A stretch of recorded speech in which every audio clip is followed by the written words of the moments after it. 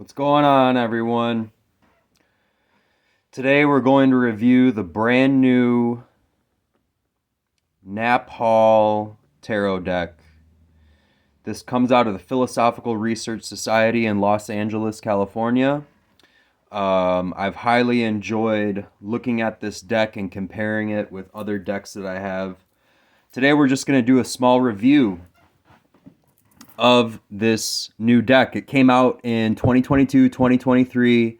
It's fairly new. I haven't found any other reviews on the internet, so let's get going.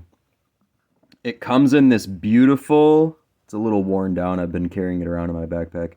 Beautiful box. This box is very sturdy. This is actually a card on the back.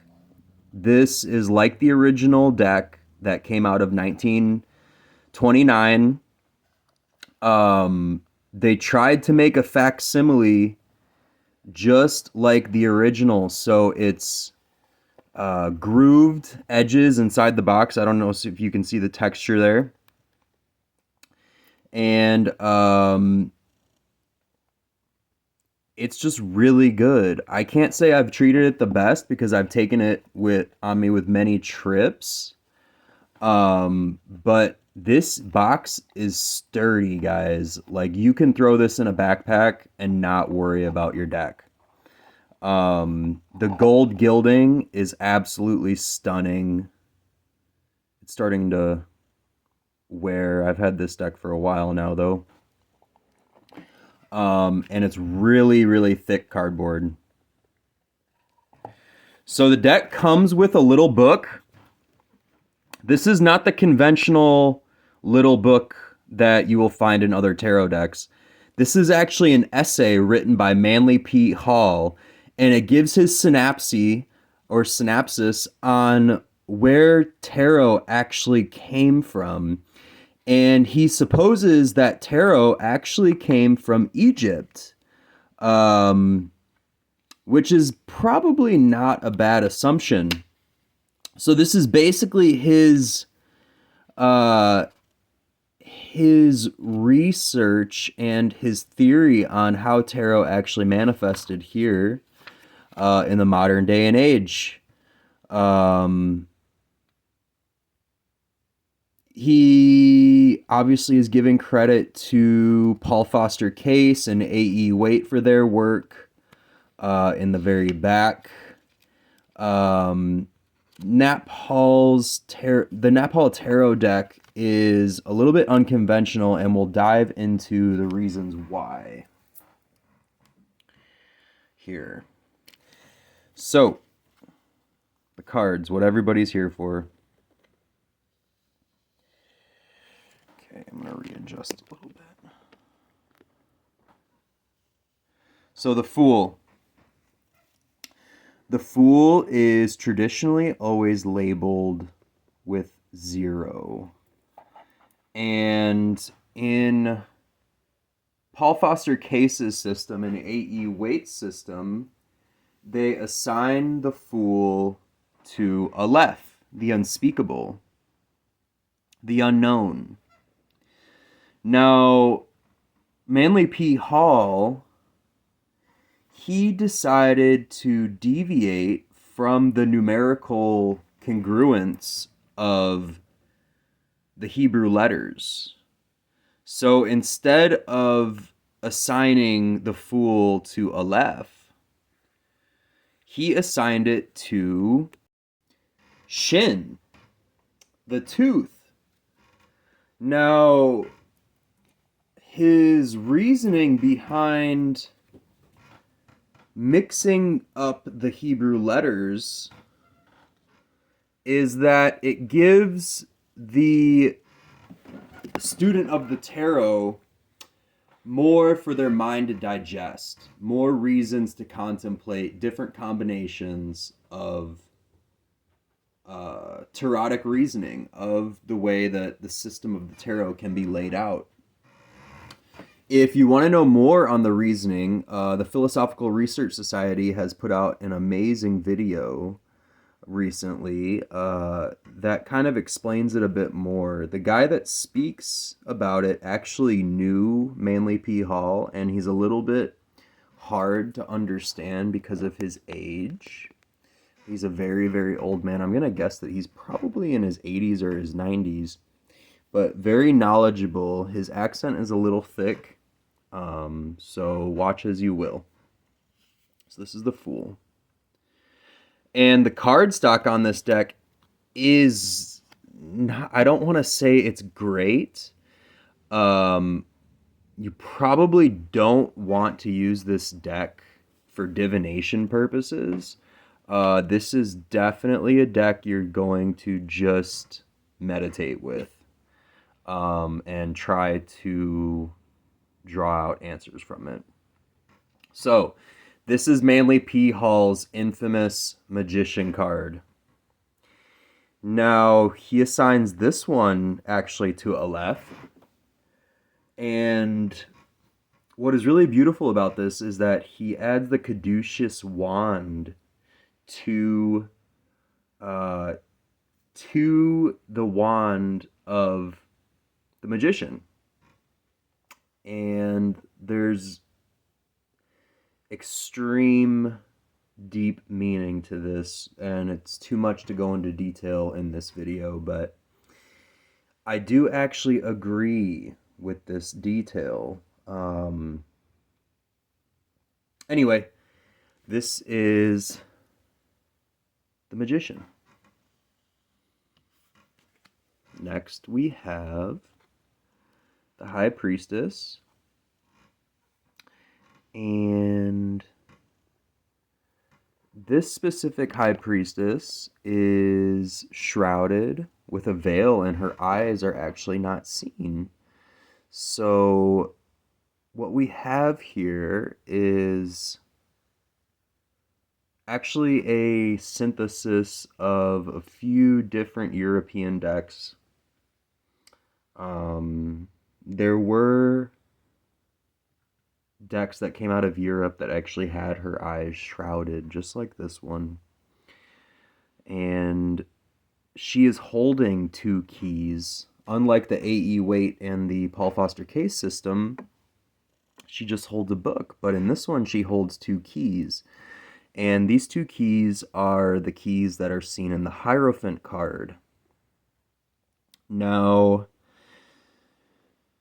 she traditionally represents memory, and memory are the keys to the future, and also understanding our past. And the sign of Mercury is on her chest. So that is actually makes a lot of sense, because we use the powers of memory to change what we want for the future. So we're going to move on to the Empress.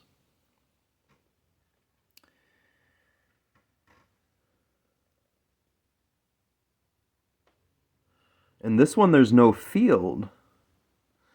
Instead, there is an eagle, and the Empress has wings with a bright sun in the background.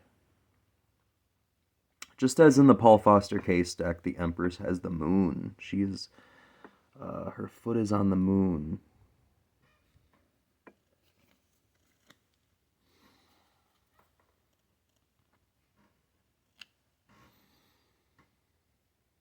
Here's the Emperor. Very similar to the Paul Foster Case version.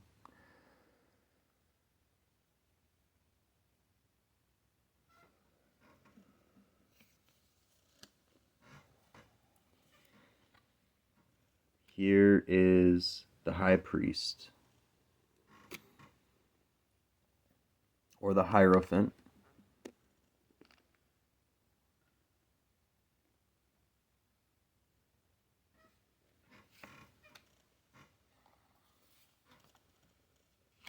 The Lovers.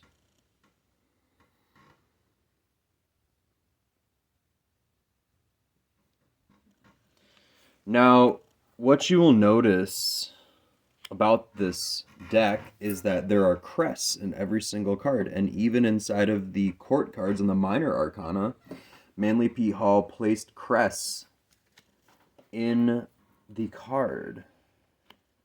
I've yet to figure out the meaning why, but it's probably just to add more symbolic nature to it. So this deck actually has Justice as number 8 and Strength as number 11, going back to a more traditional European style deck, like the Marseille deck. Aleister Crowley also did the same thing. So this is the Wheel of Fortune. Alright, so now we're getting to La Force, or Strength.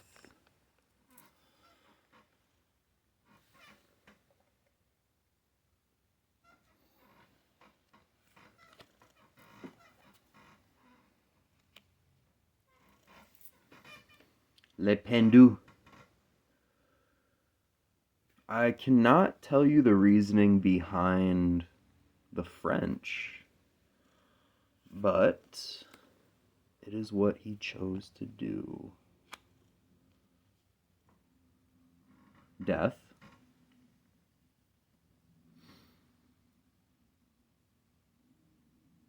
He kind of followed suit with Paul Foster Case with this version with the Death card. Temperance. So Temperance in this deck is not touching the waters, the river that traditionally flowed through the major arcana. Might be like a European thing from the past. All right, here we are. The infamous Devil. Again, we see Mercury.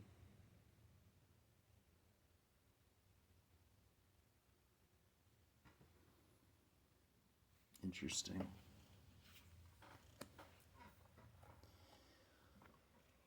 And we have the Blasted Tower.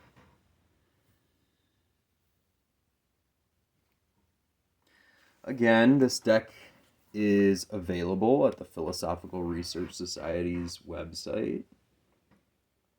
You probably don't want to use this deck for divination as the cardstock is not very thick, but this is a very useful tool for meditative practices, for bringing out different meanings of the tarot.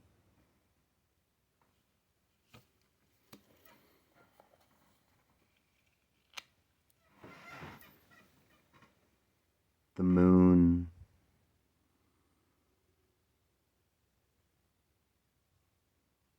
Now I can't tell if the letter is fading or if it was printed like that. It was probably printed like that. So,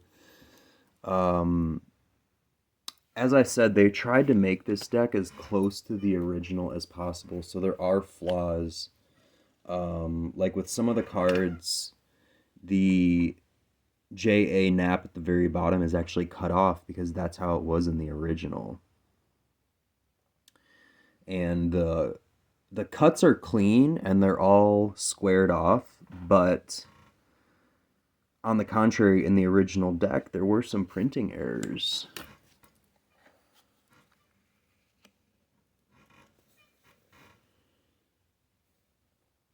Judgment. It's interesting how in this card, each person does not have their own tomb or coffin, but rather a single pit. And the yods coming down from the sky.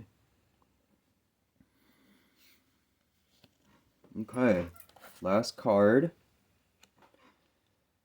The World. Kind of have some of the more traditional symbolism in this card. Great. So we have a couple minutes left.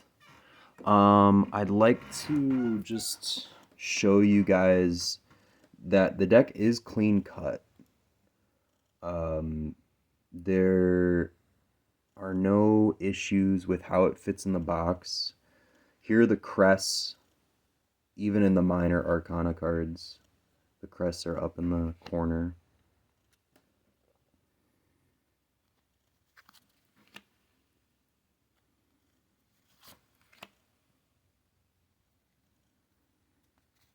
Let's get to another suit. So, I can't say I was impressed with the minor arcana cards. I personally think there could have been more, but they are interesting to say the least. They do cover sacred geometry. When I look at this deck, it almost looks like the images are set up for a temple ritual, and it's conveying some deeper esoteric or occult message inside. Especially with the star and the circle and just the way everything's set up inside. Especially this.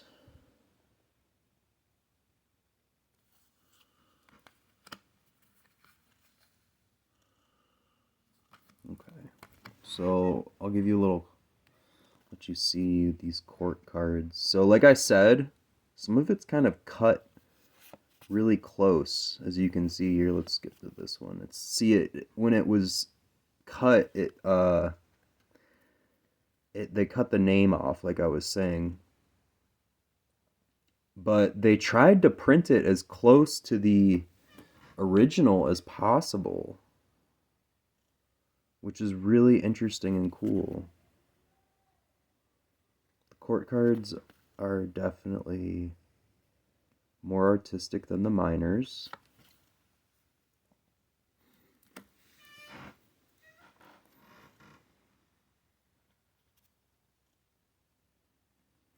And the reason that I'm being critical about it is that more messages can be conveyed through the art if there's pictorial imagery.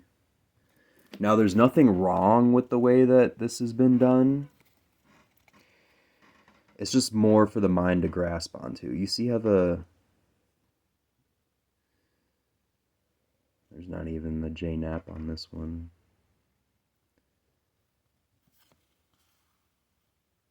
And in this deck, it's the squire. It is not the page.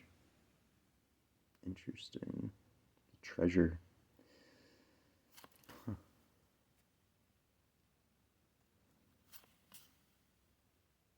Very high priestess-esque. Okay. This is the brand new revised PRS Tarot by Knapp Hall.